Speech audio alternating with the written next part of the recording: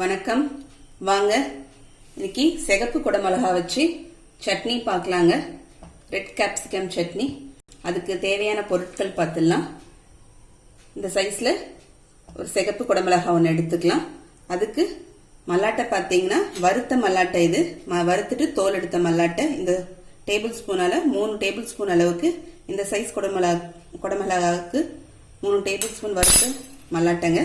பூண்டு பல்லு ஒரு 6 பல்லு, உப்பு நமக்கு தேவையான அளவு, காஞ்ச மிளகா வரமிளகா 3 மிளகா குண்டு மிளகா எடுத்து வச்சிருக்கேன். மிளகா நம்ம காரத்துக்கு தகுந்த மாதிரி கூட்டி குறைச்சி சேர்த்துக்கலாம். புளி இந்த சைஸ் அளவுக்கு எடுத்து வச்சிருக்கேங்க. இதை கட் பண்ணிடலாம். அக்ஷயா வீட்டு சேனலை இது வரைக்கும் சப்ஸ்கிரைப் பண்ணாதவங்க இந்த வீடியோ கீழே உள்ள ரெட் கலர் பட்டனை ப்ரெஸ் பண்ணி சப்ஸ்கிரைப் பண்ணிக்கோங்க. கூடவே பக்கத்தில் இருக்கிற பெல் பட்டனையும் கிளிக் பண்ணிக்கிங்க. அப்போ தான் நான் போடுற வீடியோட நோட்டிஃபிகேஷன் உங்களுக்கு உடனுக்குடனே வந்து சேரும்.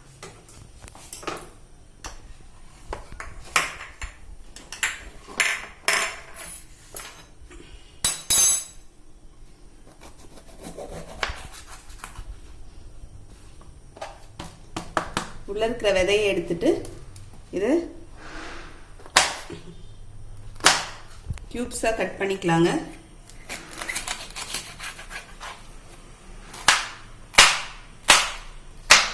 இந்த சைஸ்ல கட் பண்ணிக்கலாம். கட் பண்ணிட்டு காமிக்கிறேன்.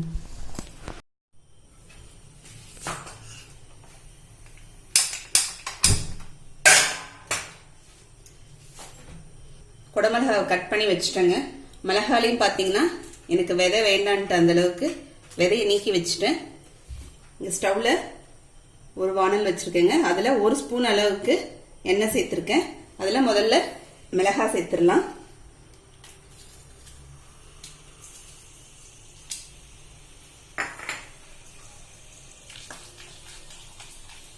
மிளகாய் சேர்த்துட்டு அடுத்தது பூண்டு சேர்த்துக்கலாங்க. இந்த சட்னி பார்த்தீங்கன்னா ஒரு 5 நிமிஷத்துல நம்ம ரெடி பண்ணிடலாம். அவ்வளோ ஈஸியான சட்னிங்க இது. இப்போ அதிலே மிளகாவும் சேர்த்துடலாம், குடமிளகாவையும்.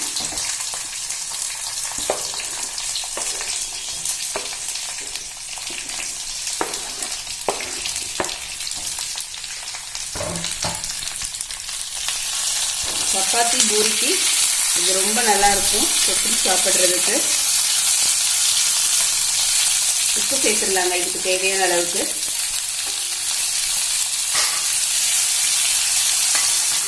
இதெல்லாம் சேர்த்துட்டு ஒரு 3 நிமிஷம் 4 நிமிஷம் வதக்கிக்கலாம். நம்ம எடுக்கிறதுக்கு முன்னாடி புளியை சேர்த்து வதக்கி ஒரு வதக்கி எடுத்துக்கலாங்க.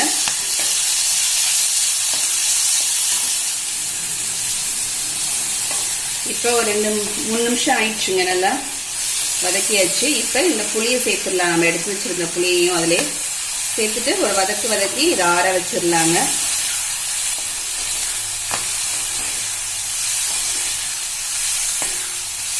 காலையில் அவசரத்தில் நமக்கு இந்த சட்னி ரொம்ப ஈஸியாக இருக்கும் செய்யறதுக்கு.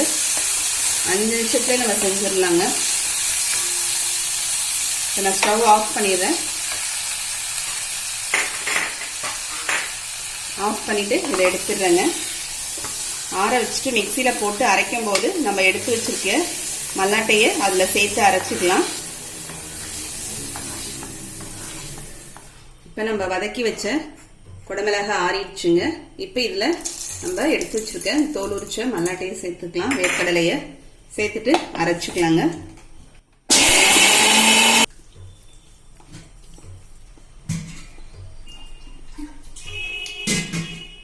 ஒரு ஸ்பூன் அளவுக்கு தண்ணி சேர்த்துக்கிறேங்க.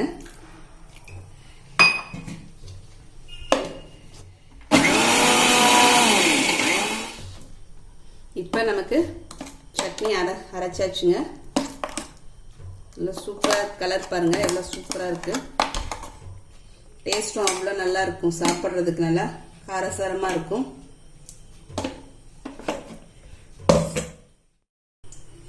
இப்போ சட்னி அரைச்சி வச்சாச்சுங்க. இப்போ நம்ம சட்னிக்கு தாளிச்சிடலாம். அதில் ஒரு 1/2 ஸ்பூன் அளவுக்கு எண்ணெய் விட்டுருக்கேன். இப்போ அதில் கடுகு சேர்த்துக்கலாங்க. நம்ம ஒரு 1/2 ஸ்பூனு. இதுக்கு எண்ணெயும் ரொம்ப கம்மியாகுங்க.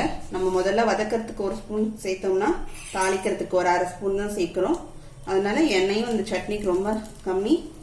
ஈஸியாகவும் செஞ்சிடலாம் 5 நிமிஷத்தில். ரொம்ப டேஸ்டாகவும் இருக்குங்க. தாளிக்கிறதுக்கு பார்த்தீங்கன்னா வெறும் கடுகும் கருவேப்பிலை மட்டும்தான் தாளிக்க போகிறோம்.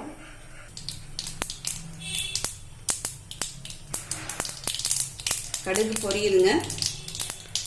கடுகு பொரிஞ்சோடனே நம்ம ஸ்டவ் ஆஃப் பண்ணிவிட்டு கருவேப்பிலை சேர்த்துக்கலாம்.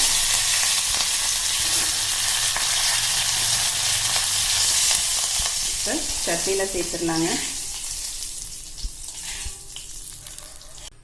இந்த சட்னி பார்த்தீங்கன்னா சப்பாத்தியோடையும் பூரியோடையும் தோசையோட சாப்பிட ரொம்ப சூப்பராக இருக்கும். பார்க்கறதுக்கே எவ்வளோ கலர்ஃபுல்லாக இருக்கு பாருங்க. சாப்பிட்றதுக்கும் அவ்வளோ டேஸ்ட்டாக இருக்கும்.